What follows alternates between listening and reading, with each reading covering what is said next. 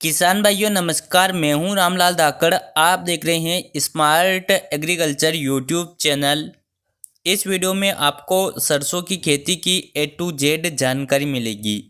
मतलब सरसों की बुआई कब करें, सरसों की खेती के लिए कौन सा खेत, मौसम व क्लाइमेट बेस्ट रहेगा, सरसों की बुआई कैसे करें, बुआई के समय कौन सा खाद डालना चाहिए, सरसों का कितना उत्पादन होगा, कुल कितना खर्चा आएगा, उन्नत किस्में कौन कौन सी हैं, खेत की तैयारी किस प्रकार से करना चाहिए, कब कौन सा खाद डालना चाहिए, यूरिया कितनी बार डालें, सरसों में कीट व रोगों की रोकथाम के लिए कब कौन सा स्प्रे करना चाहिए, पौधे की ग्रोथ कैसे बढ़ाए, सरसों में फलियों की संख्या कैसे बढ़ाए, कुल कितने दिन की यह फसल होती है, हार्वेस्टिंग किस प्रकार से करें।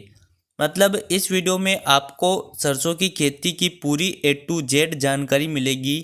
तो पूरी जानकारी के लिए आप वीडियो को बिना स्किप के अंत तक देखिए। और आप हमारे चैनल पर नए हो तो चैनल को सब्सक्राइब कर दीजिए और उसके पास आए घंटी के निशान को ज़रूर दबा दीजिए, जिससे आपको हमारे नए वीडियो का नोटिफिकेशन तुरंत मिल जाए। किसान भाइयों, आपको ये वीडियो अच्छा लगे तो वीडियो को लाइक और अपने सभी दोस्तों के साथ शेयर भी ज़रूर करें। और अगर आप हमारे व्हाट्सएप ग्रुप से जुड़ना चाहते हैं तो इस वीडियो के डिस्क्रिप्शन में आपको हमारे ग्रुप का लिंक मिल जाएगा। तो उस लिंक पर क्लिक करके आप हमारे व्हाट्सएप ग्रुप से भी जुड़ सकते हैं। किसान भाइयों, अगर सरसों की खेती उन्नत तरीके से की जाती है तो इसकी पैदावार 12 से लेकर 15 क्विंटल प्रति एकड़ तक प्राप्त की जा सकती है। लेकिन अधिकतर किसानों को इसकी खेती की पूरी जानकारी नहीं होने के कारण इसकी पैदावार 8 से 10 क्विंटल प्रति एकड़ ही निकल पाती है। तो अब बात करते हैं कि सरसों की उन्नत खेती कैसे करें।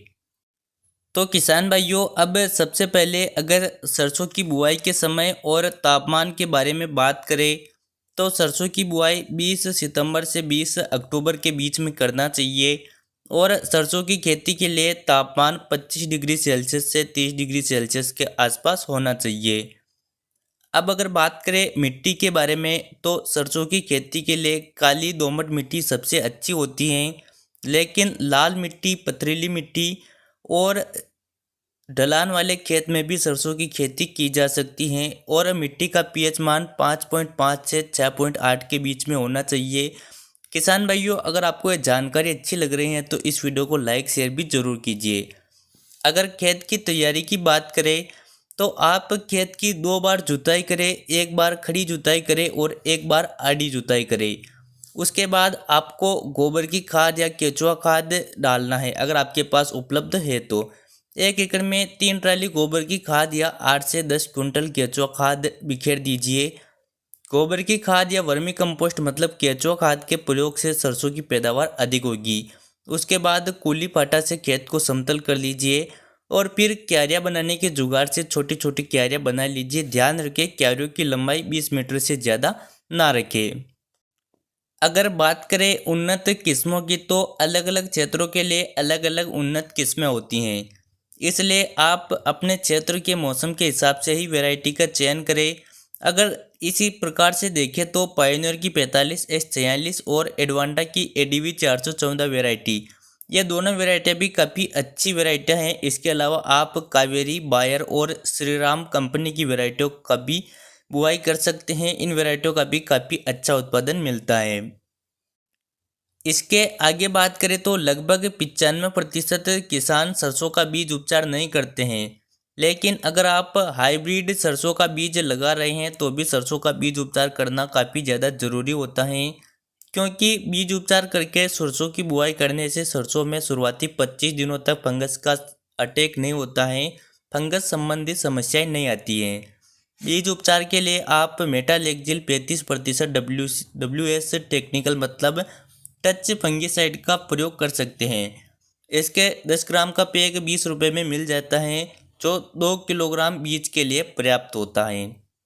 अब अगर बात करें कि 1 एकड़ के लिए कितना बीज लगेगा तो 1 एकड़ में 2 से 2.25 किलो बीज लगता है।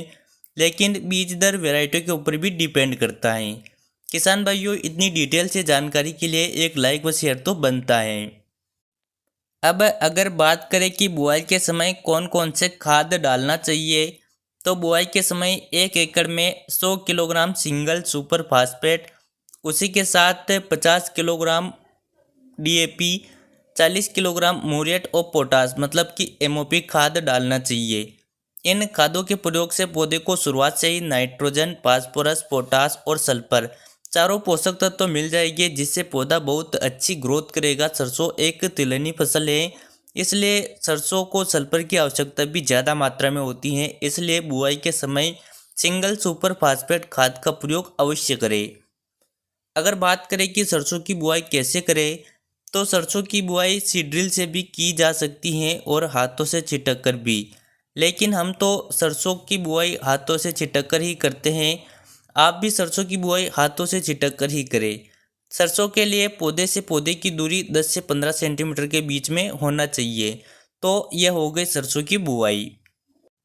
अब बात करते हैं सरसों की सिंचाई के बारे में। तो सरसों की सिंचाई क्यारियों में पानी छोड़कर की जाती है और सरसों में कुल 4 बार सिंचाई की आवश्यकता होती है। पहली सिंचाई बुआई के समय की जाती है, दूसरी सिंचाई बुआई के 15-20 दिनों के बाद व तीसरी सिंचाई 35 से 40 दिनों बाद मतलब इक्के दुक्के फूल निकलते समय और चौथी सिंचाई फलियों में दाना बढ़ते समय करना चाहिए। यह हो गई आपके सरसों की सिंचाई। अब बात करते हैं सरसों में खरपतवार नियंत्रण के बारे में। तो सरसों की खेती में खरपतवार को कंट्रोल करना बहुत ज़्यादा ज़रूरी है, क्योंकि अगर खरपतवार को कंट्रोल नहीं किया जाता है तो यह पैदावार को 30% तक कम कर सकता है।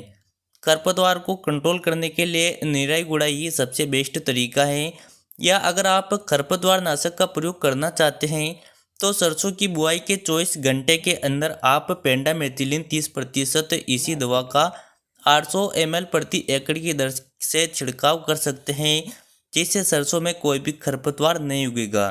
इतनी मेहनत से ये वीडियो बनाया है तो आपकी तरफ से एक लाइक तो बनता है। चलिए अब बात करते हैं कि सरसों में खाद डालने के शेड्यूल के बारे में। सरसों को नाइट्रोजन की आवश्यकता भी ज़्यादा होती है, उसी के साथ सरसों के लिए सल्फर भी एक महत्वपूर्ण पोषक तत्व है। तो आपको इन पोषक तत्वों का विशेष ध्यान रखना है। तो इसके लिए सरसों में पहला खाद जब सरसों की बुआई के 15-20 दिन बाद आप पानी देते हैं उस समय पर देना चाहिए। मतलब जब आप सरसों में दूसरा पानी लगाते हो उस समय पर आपको पहला खाद देना है। उस समय पर आपको 1 एकड़ के लिए 45 किलोग्राम यूरिया और उसी के साथ 5 किलोग्राम जिंक सल्फेट खाद देना है। इन दोनों खादों के प्रयोग से सरसों शुरुआती अवस्था में बहुत अच्छी ग्रोथ करेगी। और सरसों की फसल में दूसरा खाद जब सरसों की बुआई के 35 से 40 दिन बाद जब आप तीसरा पानी देते हैं उस समय पर करना चाहिए।